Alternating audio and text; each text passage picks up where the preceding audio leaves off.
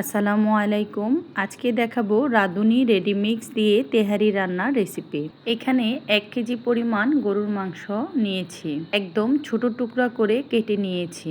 মাংস ভালোভাবে পরিষ্কার পানি দিয়ে ধুয়ে বাড়তি পানিটা ঝরিয়ে নিয়েছি।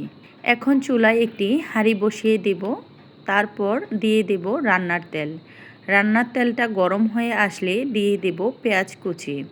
এখন ভালোভাবে নেড়ে চেড়ে পেঁয়াজটা ভেজে নেব। আজকে খুব সহজভাবে রান্নাটা করে দেখাবো। এখন পেঁয়াজের সাথে দিয়ে দেব রসুন বাটা 2 চামচ, আদা বাটা 2 চামচ। এই পর্যায়ে আদা এবং রসুন পেঁয়াজের সাথে 30 সেকেন্ডের মতো ভেজে নেব। তারপর দিয়ে দেব লবণ। এখন আমি প্যাকেটের মশলাটা অ্যাড করে দেব। এখানে সবটুকু মশলা আমি দেব না, পরিমাণ মতো মশলা দেব। মশলাটা আমি 20 থেকে 30 সেকেন্ডের মতো ভেজে নেব। তারপর দিয়ে দেব গরুর মাংস। এই পর্যায়ে নেড়ে তেল মশলার সাথে মাংসটা মিশিয়ে নিতে হবে। চুলা মিডিয়াম আঁচে রেখে এখন একটি ঢাকনার সাহায্যে ঢেকে দেব।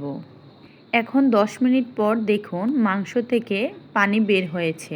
এই পর্যায়ে এসে আমি জয়ফল, জয়ত্রী এবং তেহারির কিছু সিক্রেট মশলা অ্যাড করে দেব। আমি তেহারির রিয়েল স্বাদটা আনার জন্য জয়ফল, জয়ত্রী দিয়েছি। এই পর্যায়ে আমি অ্যাড করে দেব গরম পানি। তারপর আমি আবার একটু ভালোভাবে নেড়ে চেড়ে ঢাকনা দিয়ে ঢেকে দেব। এখন আমি দিয়ে দেব 3-4টার মতো আস্ত কাঁচামরিচ। পানি দেওয়ার পর চুলা হাই থেকে মিডিয়াম করে দিতে হবে। এই পর্যায়ে আমি স্বাদ বাড়ানোর জন্য দিয়ে দেব 2 চামচ পরিমাণ টক দই। 30 থেকে 40 মিনিট রান্না করার পর মাংসটা সিদ্ধ হয়ে আসবে। আপনারা দেখতেই পারতেছেন মাংসটা সিদ্ধ হয়ে শুকিয়ে আসছে। এই পর্যায়ে আমি নিয়ে নেব চিনি গুঁড়া চাল। এখানে আমি রাইস কুকারের পট দিয়ে 4 পট পরিমাণ চাল নিয়েছি।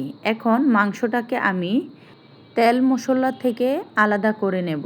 মাংস উঠিয়ে নেওয়ার পর যেই তেল মশলা আছে তার মধ্যে আমি আগে থেকে ধুয়ে রাখা চালগুলো দিয়ে দেব।